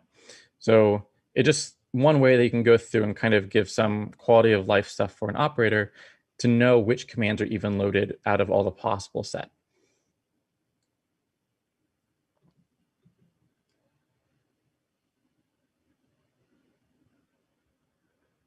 Do you want to go ahead and talk about how Hercules does its tasking, Josiah?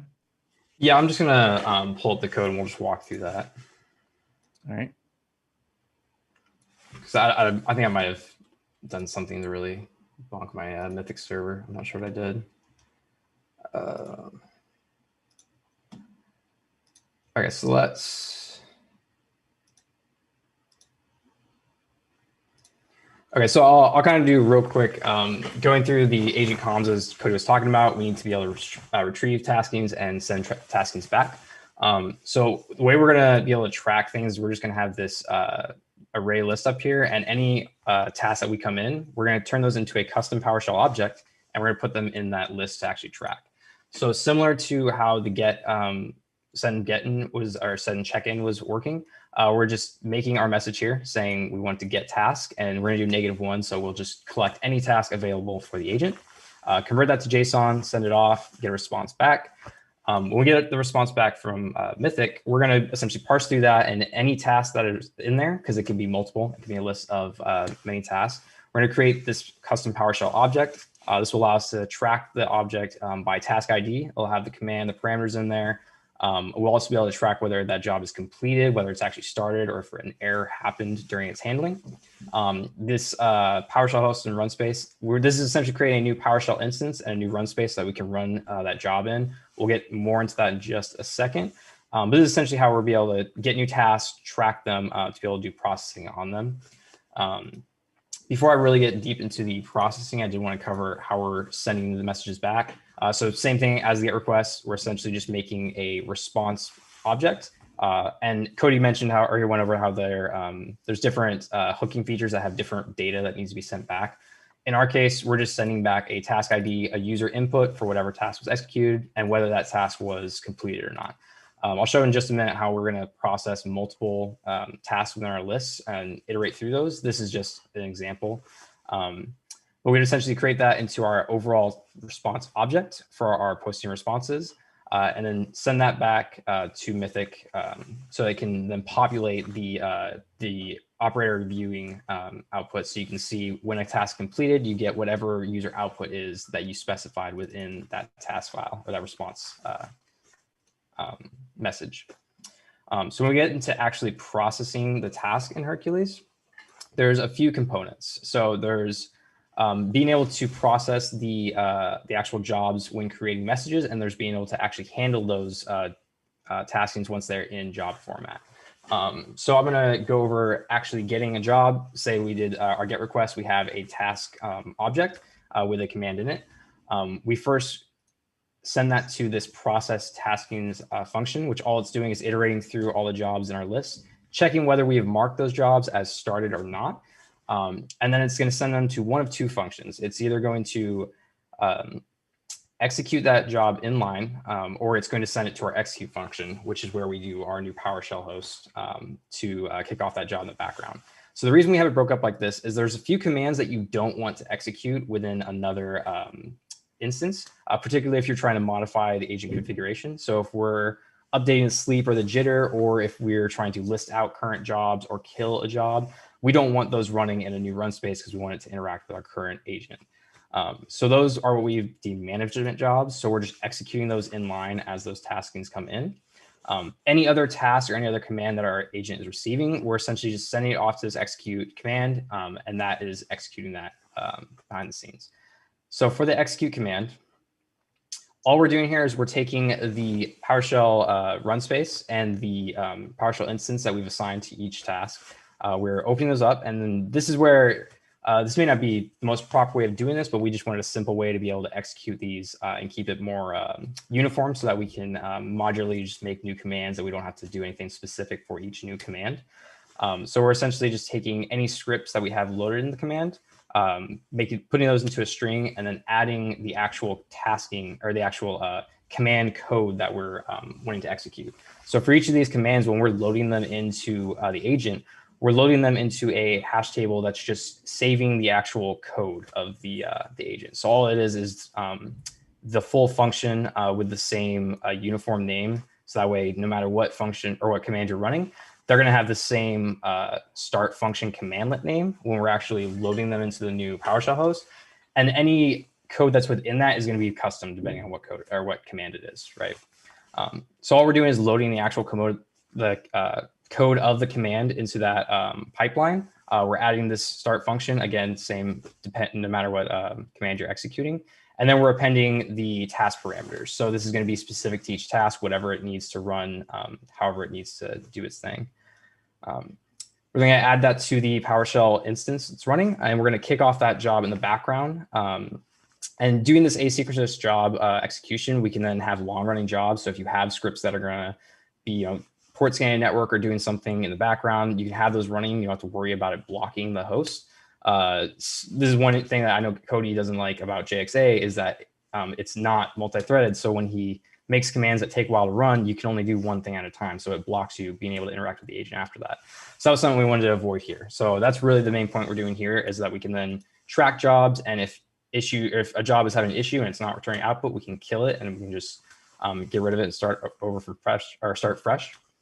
And we're also marking that task as it started. So when we go through to try and receive output, we can determine, okay, if these tasks aren't even started, then we're just going to go and kick them to the execute command function to start them. And we're not going to worry about grabbing output from it because most of this is going on asynchronously, right? So our agent is constantly getting new taskings, constantly executing taskings off. It doesn't know exactly what every thread is doing until it gets to the point where it needs something from that specific job. So this is kicking off our commands. Once our commands are running, we're going to loop back around and try and get output from if the jobs are completed. So this retrieve output function is what we're doing here. We're essentially looping through all our jobs, checking if jobs are not completed. And then we're looking at that asynchronous job object so that the actual reference to the job happening within that PowerShell instance per tasking. We want to check if that is actually complete so that we know, okay, our script or our command is finished execution. And then now we can receive the output by ending the invocation of that asynchronous job. And that will return us a PowerShell, or rather a dictionary of PowerShell object output. We can then dispose of that PowerShell instance and we can mark that job as complete because we then have the output to send back to Mythic. So at that point, we're able to get taskings, we're able to process those, execute those, and get output back to them. The last part of processing these is within the posting responses. So once we actually have this going and it's constantly running, we want to be able to check for jobs that are completed and have output before we're sending those responses back, right? So once we actually have jobs executing and we get around to posting responses in our agent loop, we then want to check through jobs to make sure, are they completed? And if they are, were they successfully completed or did they have an error that we need to display to the operator? So that's what we're doing in this function right here is we're essentially just checking for completed jobs. We're taking whatever output was in that job. So whether that was just a string or if it was a bunch of JSON or whatever it may be that we're going to present to the operator, we're taking that and converting it into our response object where we're just having the task ID, whatever that output was, we're giving as user output to the user, and then marking that job either as an error if it had an error or just marking it as complete if the job was completed. We then take these, make it into our big post response message so that we can send multiple messages back, not just one for one task. And once that's sent back to Mythic, that's when we'll actually get the output, and then we can manipulate it anyway. I know Cody mentioned having the browser scripts, and we'll go over that in a little bit. But if you have certain jobs, like say you have process listing and you're sending back like this huge JSON data structure that has all the information about processes, you can then manipulate that on the server side so that you can display that information in a more intuitive way to the operator, as opposed to just seeing string values. You can actually convert the JSON to where you can display things, make it tables so you can manipulate it. So that kind of makes it easier from the operator perspective. So once we have these pieces in play, the last part is making sure that we're removing any jobs that are finished, right? So once we send that response back, our response from Mythic will tell us whether that task was, or that post response was successfully received. And that kind of tells our agent, okay, these tasks are completed, they are done. So we can get rid of those actual job objects. We don't have to worry about them. And since they're already finished, their PowerShell instances have already been exposed or disposed of, so we don't have to worry about that. We really just need to remove the job. So really, that's all we're doing in this last step, is removing the actual job if our Mythic response for that specific job ID or task ID tells us that it was a successful returning that data back. And then we can remove it, and it's no longer in our list. And after that, it's just a constant loop of checking for new jobs, processing those tasks, and then sending responses back.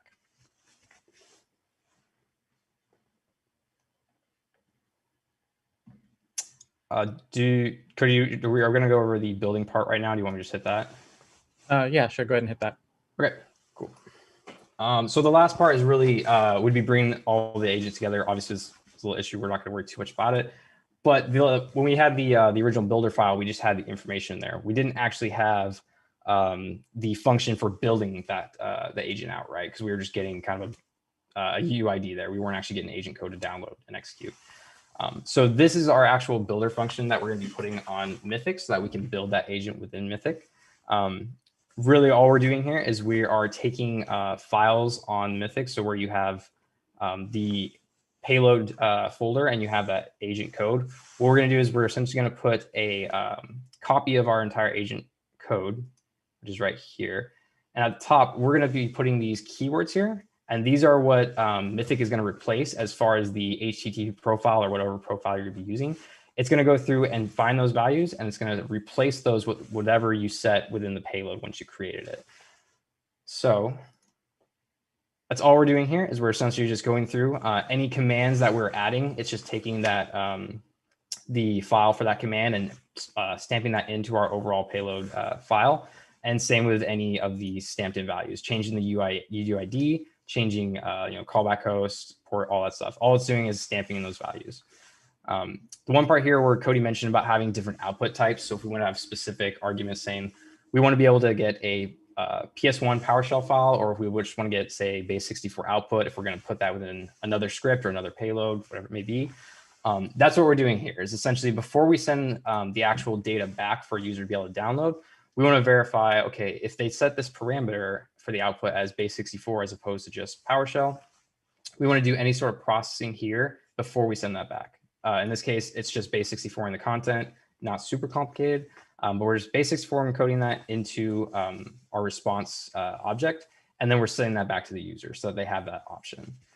So this is fairly simplistic. If you were doing a compilation required agent, so if you're doing something in like Golang, or if you're doing something in C, C++, this is where you would actually have whatever commands you need to run within that Docker container to compile that agent and then send that final payload back.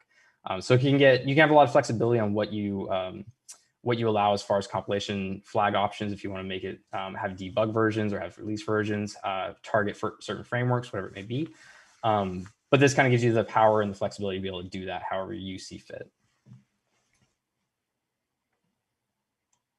And for the actual command files, so as I mentioned earlier, it's just PowerShell code, right? So this right here is what we actually put into our agent, where we're adding it to our command list so that it's registered with the agent, and it can just grab that whenever a task comes saying, hey, use PowerShell.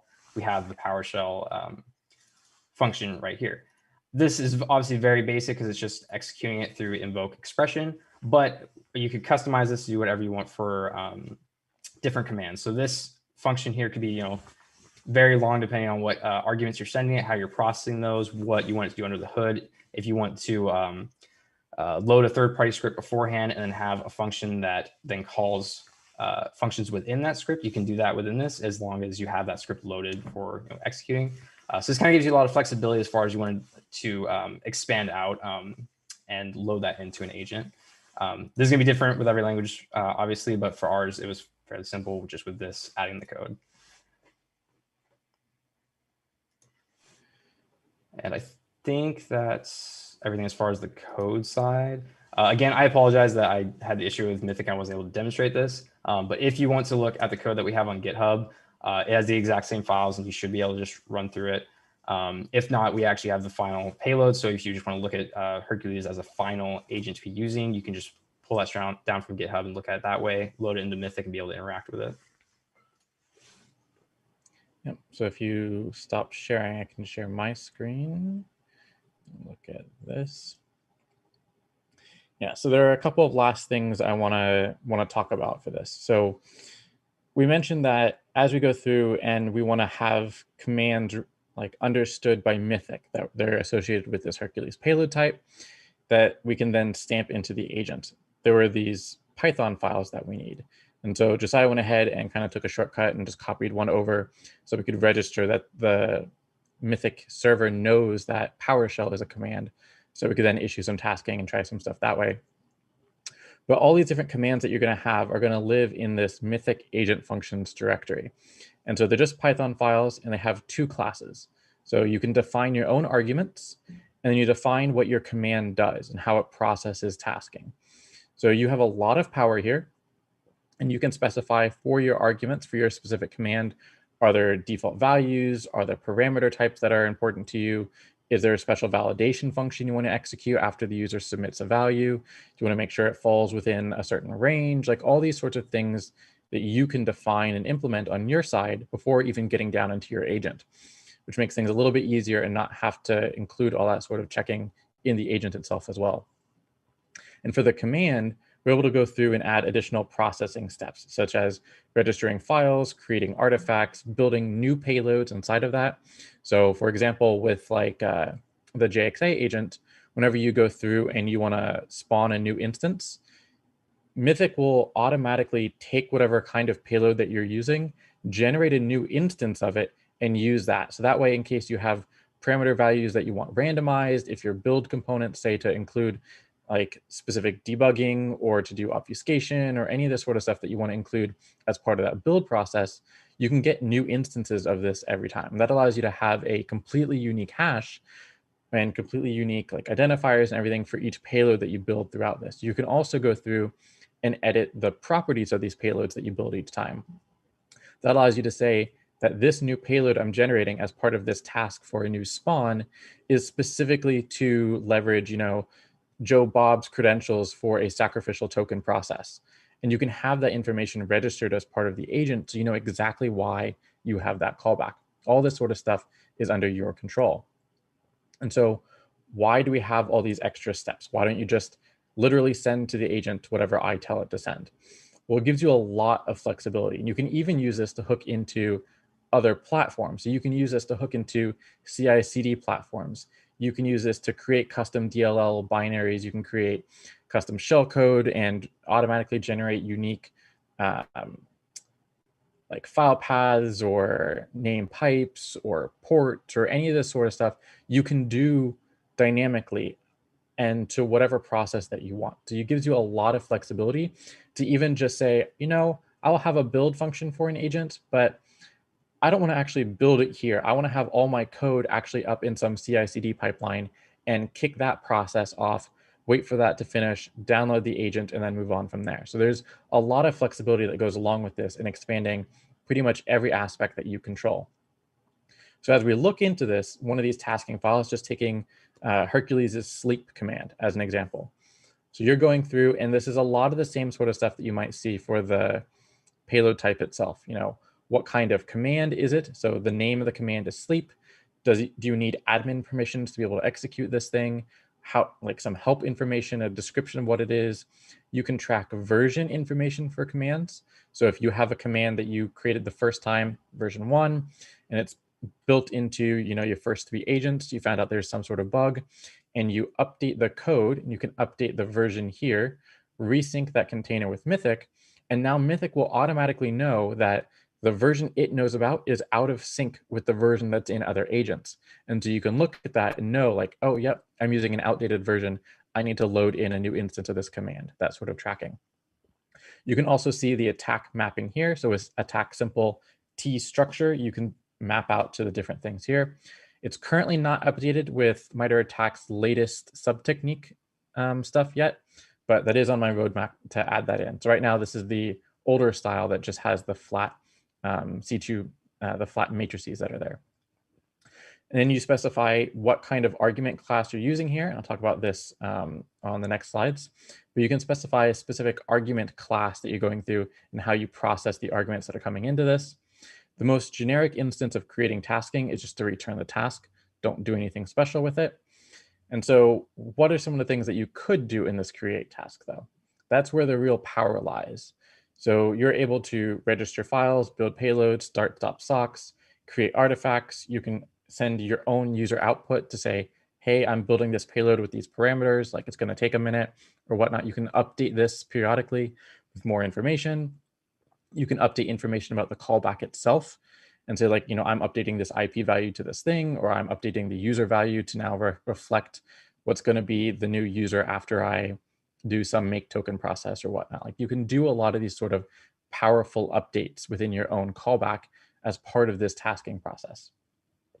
And so a slightly more complicated example of this create tasking, rather than just saying return task, is to actually go through and create a new payload. And so all those Python files I was showing as part of that Mythic folder, these are the things that you can import as part of these tasking functions to then get a handle to these additional features. So these are all Python 3, so await syntax. So example, an await Mythic payload RPC. So that's one of the files in there. You'll pass an instance of your task and say, build payload from template. So this is the case where a user selected a specific payload from a dropdown in the UI, and they said, build me a payload like this that I will then use for whatever this task is. So this process here will go ahead, kick that off to Mythic. Mythic will then kick it off to whatever corresponding Docker container is associated with that payload type to build. And so now you enter a loop waiting for that Docker container to finish doing whatever it needs to do to create the payload and return it. And then once you get information about that payload and its build phase is done, then you can go ahead and either just reference that payload by file ID. You could get the contents of the payload to then include in your own tasking, like all these sorts of things. You have a lot of control about what's going on in here. And as we start talking about the different arguments that can be associated with it, if you remember from this slide here, I was saying that for a command file, you also tell it what arguments are associated with it. So this tends to be in that same one Python file, and it has a pretty specific structure as well. So we can say, this is sleep arguments for the sleep command, and this inherits from the task arguments class. We'll go through, we'll define whatever arguments that we're interested in. So, a name of jitter, name of interval, these are just numbers. We can specify our own validation functions. So whenever a user submits a value, we want to validate with this function that the value is greater than 0. So we can have that level of control as we go through and we do this. You can specify if parameters are required. You can give descriptions. You can give default values, lots of different control here. And then you are in control to parse out the arguments that the user sends. So you can have them either go through like a UI modal and print out all the different fields individually. You could allow them to do just like a shorthand type things on the command line, in which case you then, in this function, parsing out those arguments, would be responsible for doing that command line parsing to split it out into which one was the jitter field, which one was the integer field. Did they provide something for both the interval and the jitter? Like what is required, all this sort of stuff. And if something went wrong, you can always raise an exception, and that gets brought back to the user to say something like, hey, you didn't provide any parameters, or you gave me 4 things, I expected 2. You have a lot of this control in how you go about doing things, and so you can pretty much do whatever you want for these tasking functions. Now, I know that was a lot of things, so I like to go back and have some sort of flow diagram to show what's going on. So we just have three components here: the operator, Mythic, and the payload container. The operator issues some sort of task. Mythic gets it, switches that task into the pre-processing status, and indicates, hey, yep, I got this thing that you submitted. I'm about to submit it off to the container. It's going to be processed. So Mythic forwards that along to your payload container, where you parse those arguments. And then there's a validation function that happens to say, okay, every argument you said was required. Does it have a value? If it doesn't have a value and you said it's required, we're going to error and inform the user that, like, hey, you didn't supply a required parameter. Something's up. You need to do something. And so at that point, you kick back to the operator. Otherwise, once you've validated the arguments, then that tasking process falls into your create tasking, where you can issue new RPC functionality to Mythic to kick off new processes, artifacts, all that sort of stuff. Whenever you're finally done, you return your task. Mythic then says, updates the information about that task into a submitted state and informs the operator, yep, the container is done processing this, doing whatever it needs to do. It is now ready for an agent to pick up. And at that point, an agent that checks in can do a get tasking like Josiah was showing, get that command, it'll switch into the processing state. And now we kind of see that normal standard flow. So I think Josiah already went ahead and did this demo here, going through and showing how to build the agent. So we'll go ahead and talk about kind of like a recap, because we're coming close on time, of what all we did here, how everything's kind of fit together. So we talked about the role of these payload type containers and how to make them. They're just Docker containers. You can just pull in that example payload type, and it took Josiah like 2 commands to be able to copy everything over and have it registered in the UI. Right, so it's very simple to get that stuff up and going. And we went through kind of what it takes to build a payload and how you issue tasking, what that format kind of looks like. We talked about being able to go through and transform this stuff in create tasking to, validate parameters, register new payloads, that sort of stuff. And the whole role of these C2 profile containers to go through and actually act as that middleman and process that content from an agent to make it ready for Mythic to be able to leverage. So there are also some additional things that we wanted to highlight about Mythic that, as it shows, we don't have a whole lot of time here to cover, but are very helpful as you go through and doing your payload creation. So one big one is agent documentation. Like, an agent is only as good as the documentation that surrounds it. If nobody knows how to use your agent, like, okay, then what? So nobody's going to use it. Did you really gain anything from giving that to everybody? So I highly recommend going through and doing agent documentation. For Mythic, there's a whole separate Hugo server that serves this information for you to be able to have it kind of out of the main clutter of the user interface. And you can provide OPSEC information, detailed information about commands, C2, how to modify the agent, all this sort of information. And you can do it in simple markdown. So you don't have to do anything super crazy. As you go through, and if you edit these files manually, they'll be automatically re-rendered in the UI as you're going through and looking at the server. You can go through and bundle up this agent-specific documentation with your agent as part of what I'll talk about is the external agent format.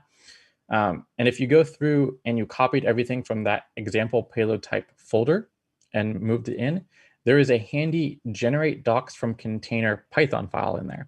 If you run that, it'll automatically go through and parse out all of your functions and your payload information and give you a base set of documentation already that you can then fill out with some custom specifics and everything there. So try and make it super easy to make sure you have some level of documentation for the agent that you're creating. Now, what does this look like? Inside of the documentation Docker folder, there's a content folder, and then there are folders for agents, C2 profiles, and wrappers. And so this mirrors kind of like what you expect for the payload type folder. Inside of agents, so in this case, the AppFel agent has a folder for C2 profile information, has a folder for command information. And you can see here, there's like development information, OPSEC information, and index here has general information. Now, to access all of this documentation website, if you go to the global information and look at the payloads here, like you saw Josiah looking at this page whenever we first registered that Hercules agent, this blue icon over here, this documentation web server, little blue icon, you can click that and it'll automatically open up a new tab in your browser for you to be able to browse all that sort of information. It's also available up from the top. There's a little docs tab that you can click at any time, anywhere, and see this sort of stuff kind of everywhere for agent-specific documentation, C2 profile-specific, Mythic specific, all that sort of stuff available all the time. Now, we also want to talk about browser scripts. You saw me do an example of that a little bit earlier, but I want to talk about what that is and why it's important for you as an agent developer to look into this stuff as well. So historically, with a lot of C2 frameworks, you just are shoving strings around. So shove string to agent, get string back, maybe do some regex parsing on it to try and pull out, some sort of value here or there to auto-populate things, and that's about it. So we've seen this time and time again as you go through and you do things. Regex parsing is hard. Checking for quoted strings and making sure everything is escaped and all that is error prone. It's not scalable. It's not easy for you to adapt to custom agents. And this is hard stuff going on. And we've been dealing with it for decades. Nobody has gotten it right the first time. So can we do better about it? Yes, of course we can. If we deal in structured input-output, then there's no reason to try and have to parse out a command line string looking for spaces in quoted strings and double escape this and all that nonsense. It's already pulled out into a very specific field for us. So if we do this, then we get additional benefits. You're less likely to have errors. You're more likely to be able to more easily process whatever command you're doing. And on the output side, we can then take this very structured data and manipulate it to be something that's very pleasing on the eye, something that's a lot easier for us to interpret, like tables, custom pop-ups, sortable things, all this sort of stuff. Essentially, the DOM is your oyster. You can do whatever you want in the DOM. You have complete control of HTML and JavaScript. Make something useful and easy for an operator to understand the data that's coming back. And you can have these browser scripts that apply just to you. You can have your own custom ones. If you're the lead of an operation for what's going on, you can enforce your browser scripts across everybody else to kind of keep everybody in sync as to what's going on. And so an example of what this looks like is browser scripts will always take two parameters. They'll take the task of the task that you're processing and an array of responses. And so you can go through and do things like in checking, make sure, is this task done? Was there an error? If not, let me process the data. Let me return, again, the DOM is your oyster. Let me return a card here that has a link for me to download the file. Right, you can add in these custom things. Let me add in a way to view the a screenshot right in line. Let me have a way to view this keystroke data more easily. All this sort of stuff is up to you that you can then pull in and control your own way. And you can display custom errors. You can say this is downloading and in process. And this is the sort of thing that you're able to render for the user. So at any point they can toggle and not see the output from your browser script, but see the original data too. So that's what this looks like here. You saw me do this before running PS and it automatically popped out this table. Well, if you go up here to the little command or the completed button and say to disable browser script, then you're able to see the raw structured data that was processed to make this sort of thing. And so then you can see here, process ID, architecture name, bin path, all these different fields that we were using, but you can see it down into the normal data. And so these scripts can either be tied to a specific command or to a helper script overall. So an example being a script to create a table isn't specific to the PS command. Every command should be able to use that to help, as compared to processing explicitly the PS output and putting it into that table might be something that's more command specific. And so all these browser scripts are just JavaScript files, and they live in your payload types /mythic/browser script folder. So you just have to drop those in there, not too hard. And then depending on whether this is a helper script or a command specific script, you'll edit one line in these Python files. And so an example of what this means is here's an example of the PS command. And down here at the bottom, like we were talking about before, you have the attack mapping, you specify your argument class, you just add browser script equals, you declare a browser script object, say which file it is that we're looking for in that browser script folder. And again, you can attribute it to an author and say, yep, I'm the one who created the script. If you have questions, come back and help me with it. If you're talking about a support script overall, so like the create table script, then instead of putting that in a specific command file, because it's supposed to apply to all commands, we put it in that builder.py file. And so because you can have multiple of those, it's pretty much the same format, but it's an array this time. So support browser scripts equals a new array. of the same sort of thing that you had up here. Browser script, specify the name that I should look for in that browser script folder, and an author for who went about doing it. Now, one of the other nice things that you can do with Mythic is, especially for as you go through and doing development, is use scripting to help you do things faster. It's kind of slow if you want to go through and quickly run a new instance, go into the UI, do a tasking, go back to your code, look and step through the code in a stack trace, then go back to the UI, enter a new thing, go back to your code and do something else. That can be slow and annoying going back and forth with the UI. So what you can do is Mythic now has a PyPy package, just called Mythic, where you can go through and automate a lot of this sort of stuff.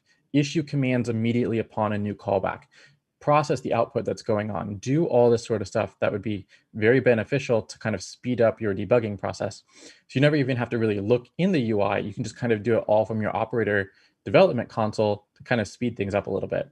And there are a lot of different examples for this here on the Mythic documentation, docs.mythicc2.net/scripting. So lots of stuff pretty easily out there for you to kind of get going right off the bat. So it's super useful, makes use of WebSockets, able to process things as you go along. So the last thing I want to touch on as we hit time here is all of this information as you go through and you create your agent doesn't just have to live with you. You can create an external agent and allow this to be shared and installed. This is the same sort of format that we have for Hercules. This is the same sort of format that Apollo uses.